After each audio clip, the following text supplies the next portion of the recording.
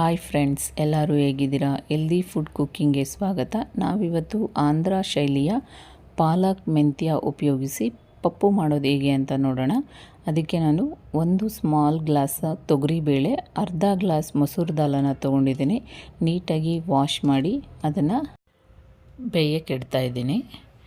ಇದಕ್ಕೆ ಅರ್ಧ table spoon ಅರಿಶಿಣದ ಪುಡಿಯನ್ನು ಮಿಕ್ಸ್ ಮಾಡ್ತಾ ಇದ್ದೀನಿ. ಈಗ ಕುಕ್ಕರ್ ಕ್ಯಾಪನ್ನು ಕ್ಲೋಸ್ ಮಾಡಿ 2-3 ವಿಷಲ್ ಕೂಗಿಸ್ಕೋಬೇಕಾಗತ್ತೆ. ಈ ಕುಕ್ಕರ್ ವಿಷಲ್ ಕೂಗೋದ್ರ ಒಳಗಡೆ ನಾವಿದಕ್ಕೆ ಬೇಕಾಗಿರುವಂತಹ ಒಂದು ಮಸಾಲೆಯನ್ನು ರೆಡಿ ಮಾಡ್ಕೊಳ್ಳೋಣ. ಒಂದು ಮಿಕ್ಸರ್ ಜಾರ್ಗೆ 5-6 ಹಸಿರು ಮೆಣಸಿಕಾಯನ್ನು ತೊಗೊಂಡಿದ್ದೀನಿ. ನಿಮ್ಮ ಖಾರಕ್ಕೆ ತಕ್ಕಂಗೆ ನೀವು ಮೆಣಸಿಕಾಯನ್ನು ಹಾಕೋಬೋದು. ಸ್ವಲ್ಪ ಕೊತ್ತಂಬರಿ ಸೊಪ್ಪು, 7-8 ಬೆಳ್ಳುಳ್ಳಿ, 1 ಟೇಬಲ್ ಸ್ಪೂನ್ ಜೀರಿಗೆ. ಇವಿಷ್ಟನ್ನು ನಾವು ಪೇಸ್ಟ್ ಮಾಡೋ ಅವಶ್ಯಕತೆ ಇಲ್ಲ, ತರಿಯಾಗಿ ನೀರು ಹಾಕ್ದೇ ರುಬ್ಕೊಳ್ಳೋಣ.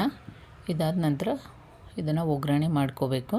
ಈಗ ಒಂದು ಕಡಾಯಿಗೆ 2-3 ಟೇಬಲ್ ಸ್ಪೂನ್ ಎಣ್ಣೆಯನ್ನು ಹಾಕಿ, ಎಣ್ಣೆ ಸ್ವಲ್ಪ ಕಾದ ನಂತರ ಸಾಸಿವೆ,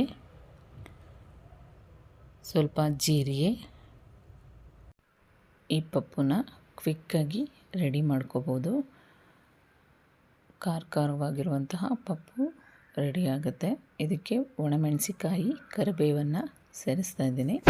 ಸ್ವಲ್ಪ ಫ್ರೈ ಆದ ನಂತರ ಇದಕ್ಕೆ ಸಣ್ಣದಾಗಿ ಕಟ್ ಮಾಡಿರುವಂತಹ ಒಂದು ಈರುಳ್ಳಿಯನ್ನು ಗೋಲ್ಡನ್ ಬ್ರೌನ್ ಬರೋವರೆಗೂ ಫ್ರೈ ಮಾಡ್ಕೋಬೇಕು. ನೀಟಾಗಿ ಮಿಕ್ಸ್ ಮಾಡ್ಕೊಳ್ಳಿ. ಈಗ ಈರುಳ್ಳಿ ಗೋಲ್ಡನ್ ಕಲರ್ ಬಂದಿದೆ. ಇದಕ್ಕೆ ನಾನು ಸಣ್ಣದಾಗಿ ಕಟ್ ಮಾಡಿರುವಂತಹ ಒಂದು ಸ್ಮಾಲ್ ಟೊಮೆಟೊವನ್ನು ಹಾಕ್ತಾಯಿದ್ದೀನಿ. ಈ ಟೊಮೆಟೊನೂ ಕೂಡ ನೀಟಾಗಿ ಸಾಫ್ಟ್ ಆಗೋವರೆಗೂ ಹುರ್ಕೊಳ್ಳಿ. ಸ್ವಲ್ಪ ಸಾಫ್ಟ್ ಆಗಬೇಕು ಟೊಮೊಟೊ ಮತ್ತು ಈರುಳ್ಳಿ ಎರಡೂ ಕೂಡ ನೀಟಾಗಿ ಮಿಕ್ಸ್ ಆಗಬೇಕು. ಈಗ ಟೊಮೆಟೊ ಸಾಫ್ಟ್ ಆಗಿದೆ. ಇದಕ್ಕೆ ಆಗಲೇ ರುಬ್ಬಿಟ್ಟಿದ್ದಂತಹ ಪೇಸ್ಟನ್ನು ಹಾಕ್ತಾಯಿದ್ದೀನಿ. ಈ ಪೇಸ್ಟು ಕೂಡ ಎಣ್ಣೆಯಲ್ಲಿ ಸ್ವಲ್ಪ ಫ್ರೈ ಆಗಬೇಕು, ಯಾಕಂದರೆ ಹಸಿ ವಾಸನೆ ಎಲ್ಲ ಹೋಗಬೇಕು. ಒಳ್ಳೆಯ ಘಮ ಕೂಡ ಬರುತ್ತೆ. ಸಾಂಬಾರಿಗೆ ಒಳ್ಳೆ ಟೇಸ್ಟನ್ನು ಕೊಡುತ್ತೆ ಇದು. ಅದರಿಂದ ನೀಟಾಗಿ ಫ್ರೈ ಆಗಿದೆ. ಇದಕ್ಕೆ 1 ಕಟ್ಟು ಪಾಲಕ್ ಸೊಪ್ಪಿಗೆ ಅರ್ಧ ಕಟ್ಟು ಮೆಂತ್ಯ ಸೊಪ್ಪನ್ನು ಸಣ್ಣದಾಗಿ ಹಚ್ಕೊಂಡಿದ್ದೀನಿ. ಎಷ್ಟು ಸಣ್ಣದಾಗುತ್ತೋ ಅಷ್ಟು ಸಣ್ಣದಾಗಿ ಹಚ್ಕೊಳ್ಳಿ. ಒಗ್ಗರಣೆಯಲ್ಲಿ ನೀಟಾಗಿ ಬೇಯಬೇಕಾಗತ್ತೆ ಅದು. ಅದರಿಂದ ಈ ಪಾಲಕ್ಕು ಮತ್ತು ಮೆಂತ್ಯ ಎರಡೂ ಕೂಡ ಮಿನರಲ್ಸ್ ಆಗಿರೋದ್ರಿಂದ, ವಾಟರ್ ಕಂಟೆಂಟ್ ಪಾಲಕಲ್ಲಿ ತುಂಬಾ ಇರೋದ್ರಿಂದ ಅದು ಬೇಯ್ತಾ ಸ್ವಲ್ಪ ಕಡಿಮೆ ಆಗ್ತಾ ಹೋಗುತ್ತೆ, ನೀರನ್ನು ಕೂಡ ಬಿಟ್ಕೊಳ್ಳುತ್ತೆ. ಅಲ್ಲಿವರೆಗೂ ನಾವು ನೀಟಾಗಿ ಇದನ್ನು ಫ್ರೈ ಮಾಡ್ಕೋಬೇಕು. ನೀವು ನೋಡ್ತಾ ಇರ್ಬೋದು ಸೊಪ್ಪು ಈಗ ಎಷ್ಟೊಂದು ತುಂಬಾ ಇದೆ ಬಾಣಲಿಯಲ್ಲಿ. ಅದರದ್ದು ಫ್ರೈ ಆಗ್ತಾ ಸ್ವಲ್ಪವಾಗಿ ಕಡಿಮೆ ಆಗ್ತಾ ಹೋಗುತ್ತೆ. ಅಲ್ಲಿವರೆಗೂ ನೀಟಾಗಿ ಇದನ್ನು ನೀವು ಮಿಕ್ಸ್ ಮಾಡ್ತಾ ಬೇಯಿಸ್ಕೋಬೇಕಾಗತ್ತೆ. ಪಾಲಕ್ಕು ಪೂರ್ತಿಯಾಗಿ ನೀರನ್ನು ಬಿಡಬೇಕು. ಅಲ್ಲಿವರೆಗೂ ಇದನ್ನು ಮಿಕ್ಸ್ ಮಾಡ್ಕೊಳ್ಳಿ. ಒಂದು 5-8 ನಿಮಿಷದೊಳಗಡೆ ಇದು ಆಗುತ್ತೆ. ನೋಡಿ, ಈಗ ನೀರೆಲ್ಲ ಬಿಡ್ತಾ ಇದೆ. ಈ ರೀತಿ ನೀಟಾಗಿ ಫ್ರೈ ಮಾಡ್ಕೋಬೇಕು. ಆಗಲೇ ನೀವು ನೋಡಿದ್ರಿ ಸೊಪ್ಪು ತುಂಬಾ ಇರೋ ಥರ ಕಾಣಿಸ್ತಾ ಇತ್ತು. ಈಗ ನೋಡಿ, ಸೊಪ್ಪು ಈಗ ಕಡಿಮೆ ಆಗ್ತಾ ಇದೆ. ಇದಕ್ಕೆ ನಾವು ಕುಕ್ಕರಲ್ಲಿ ಬೇಳೆ ಬೇಯಕ್ಕಿಟ್ಟಿದ್ವಲ್ಲ, ಅದು ಕೂಲಾಗಿದೆ. ಹೇಗೆ ಬೆಂದಿದೆ ಅಂತ ನೋಡೋಣ ಬನ್ನಿ. ಓಪನ್ ಮಾಡ್ತಾಯಿದ್ದೀನಿ. ನೋಡಿ, ಚೆನ್ನಾಗಿ ಬೇಳೆಗಳು ಎರಡೂ ಕೂಡ ನೀಟಾಗಿ ಬೆಂದಿದೆ. ಇದನ್ನು ಒಂದು ಸೌಟಿನ ಸಹಾಯದಿಂದ ಅಲ್ಲೇ ಮಸ್ಕೊಳ್ಳೋಣ ಬಿಸಿ ಇದ್ದಾಗಲೇ.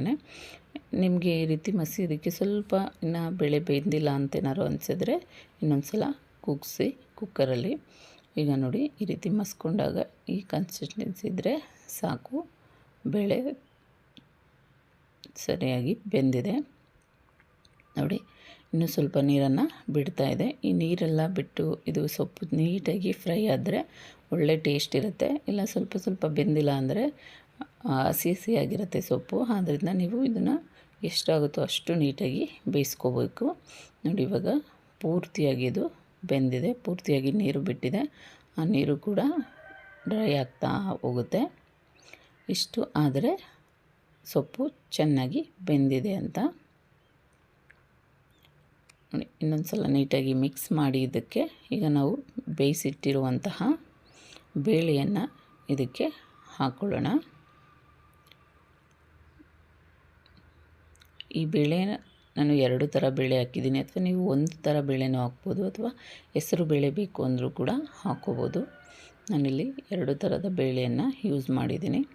ಈಗ ಎಲ್ಲ ಬೇಳೆ ಸೊಪ್ಪು ನೀಟಾಗಿ ಮಿಕ್ಸ್ ಆಗೋ ಥರ ಫ್ರೈ ಮಾಡ್ತಾ ಬನ್ನಿ.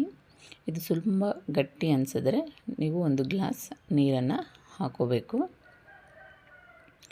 ನಾನು ನಿಮಗೆ ಎಷ್ಟು ನೀರು ಬೇಕಾಗುತ್ತೋ ಅಷ್ಟು ನೀರನ್ನು ಹಾಕ್ಕೊಂಡು ನೀಟಾಗಿ ಮಿಕ್ಸ್ ಮಾಡಿ, ಇದು ಕೂಡ ಕುದಿ ಬರಬೇಕು. ನೋಡಿ, ಎರಡೂ ಕೂಡ ನೀಟಾಗಿ ಮಿಕ್ಸ್ ಆಗ್ತಾಯಿದೆ. ನಾನು ನೀರನ್ನು ಆ್ಯಡ್ ಮಾಡ್ತಾಯಿದ್ದೀನಿ. ಸ್ವಲ್ಪ ಗಟ್ಟಿ ಅನ್ನಿಸ್ತು. ಇದು ಕುದೀತಾ ಇನ್ನೂ ಗಟ್ಟಿ ಆಗುತ್ತೆ. ಸೊ ಅದರಿಂದ ನಿಮಗೆ ಕುದಿಬೇಕಾದ್ರೆ ಸ್ವಲ್ಪ ಗಟ್ಟಿ ಆಗ್ತಿದೆ ಅನಿಸಿದ್ರೆ ಸ್ವಲ್ಪ ನೀರನ್ನು ಆ್ಯಡ್ ಮಾಡಿಕೊಂಡು ಕುದಿಸ್ಕೊಳ್ಳಿ. ನೀಟಾಗಿ ಕುದಿ ಬರ್ತಾ ಇದೆ. ಕುದೀತಾ ಇರಬೇಕಾದ್ರೆ ಇದಕ್ಕೆ ಅರ್ಧ ಟೇಬಲ್ ಸ್ಪೂನಷ್ಟು ಅರಿಶಿಣದ ಪುಡಿಯನ್ನು ಆ್ಯಡ್ ಮಾಡ್ತಾಯಿದ್ದೀನಿ. ಅದನ್ನು ಕೂಡ ನೀಟಾಗಿ ಮಿಕ್ಸ್ ಮಾಡ್ಕೊಳ್ಳಿ. ನೋಡಿ, ಕಲರ್ ತುಂಬಾ ಚೆನ್ನಾಗಿ ಕಾಣಿಸ್ತಾ ಇದೆ. ಆರೋಗ್ಯಕ್ಕೂ ಅಷ್ಟೇ ಒಳ್ಳೆಯದು. ಇದು ಕುದೀತಾ ಇರಬೇಕಾದ್ರೆ 1 ಟೇಬಲ್ ಸ್ಪೂನ್ ಧನಿಯಾ ಪುಡಿ, ಅರ್ಧ ಟೇಬಲ್ ಸ್ಪೂನ್ ಜೀರಿಗೆ ಪುಡಿಯನ್ನು ಆ್ಯಡ್ ಮಾಡ್ತಾಯಿದ್ದೀನಿ. ಇನ್ ಕೇಸ್ ನಿಮಗೆ ಸ್ವಲ್ಪ ಖಾರ ಕಡಿಮೆ ಏನಾದರೂ ಅನಿಸಿದ್ರೆ ಟೇಸ್ಟನ್ನು ನೋಡಿ. ಖಾರ ಸ್ವಲ್ಪ ಕಡಿಮೆ ಅನಿಸಿದ್ರೆ ಇದಕ್ಕೆ ಇವಾಗ ನೀವು ಖಾರದ ಪುಡಿಯನ್ನು ಕೂಡ ಹಾಕ್ಕೋಬೋದು. ಎಲ್ಲವೂ ಕೂಡ ಕುದೀತಾ ಇದೆ. ಈಗ ರುಚಿಗೆ ತಕ್ಕಷ್ಟು ಉಪ್ಪು, 1/4 ಭಾಗದಷ್ಟು ಹಸಿ ತೆಂಗಿನಕಾಯನ್ನು ಸೇರಿಸ್ತಾ ಇದ್ದೀನಿ. ಈಗ ನೀಟಾಗಿ ಒಂದು ಸಲ ಮಿಕ್ಸ್ ಮಾಡಿ.